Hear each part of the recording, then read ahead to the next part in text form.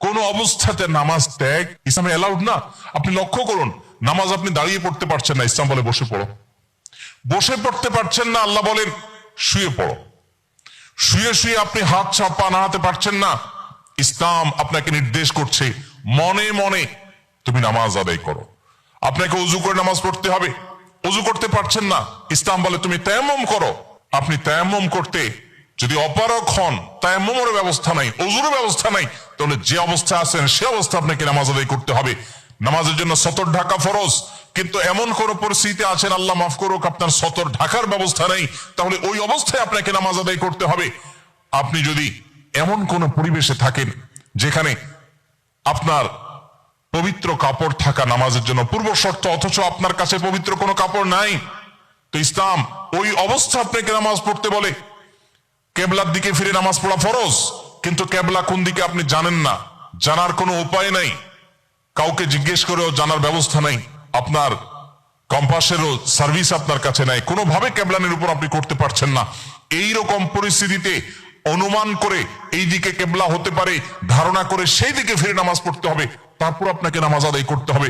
ভাইরা আমার, নামাজের গুরুত্ব এত বেশি বুঝেছেন সাহাবা ইকরাম যে যুদ্ধের মধ্যে, রণাঙ্গনের মধ্যে পর্যন্ত তীর এসে লেগেছে পায়ে, কিন্তু নামাজ ছাড়েননি। ওমর রাদিয়াল্লাহু তাআলা আনহু খলিফাতুল মুসলিমিন, তিনি বলেছেন লা হাজ্জা ফিল ইসলাম লিমান তারাকা সালাহ, যে ব্যক্তি নামাজ ছেড়ে দেয়, যে ব্যক্তি নামাজ পড়ে না, এর ইসলামে কোনো অংশ নাই, সে নিজেকে মুসলিম দাবি করবার কোনো অধিকার নেই। এই জন্য ভাইরা আমার, আপনি অন্য অনেক কিছুতে ছাড় পাবেন, রোজা রাখতে পারছেন না, আল্লাহ রাব্বুল আলামিন কোরআনে কারিমে বলেছেন ওয়ালাল্লাযীনা ইউতীকুনাহু ফিদিয়াতু তুআমু মিসকিন। কিছু মানুষ রমজানে এমন অবস্থা আছেন যে এখন রোজা রাখতে পারছেন না, তাদেরকে আল্লাহ বলেছেন ফামান কানা মিনকুম মারিদান আও আলা সাফারিন ফাইদ্দাতুম মিন আইয়ামিন উখার। কেউ যদি অসুস্থতার কারণে, সফরে থাকার কারণে রোজা রাখতে কষ্ট হয়, তাহলে সে রমজানের রোজা না রেখে এই কয়েকটা রোজা, যেগুলো সফর কিংবা অসুস্থতার কারণে, কারো জ্বর হয়েছে, অসুস্থ হয়েছে, রোজা রাখাটা টাফ হচ্ছে, তার পানি পান করতে হবে, তাকে মেডিসিন নিতে হবে, না হলে তার বিপদ হতে পারে, এইরকম সিরিয়াস পর্যায়ে অসুস্থ হলে আল্লাহ তাআলা তার জন্য কোরআনে বিধান দিয়েছেন সে এই রোজাগুলো ভেঙে রমজানের বাইরে অন্য সময় রোজা রাখতে পারবে।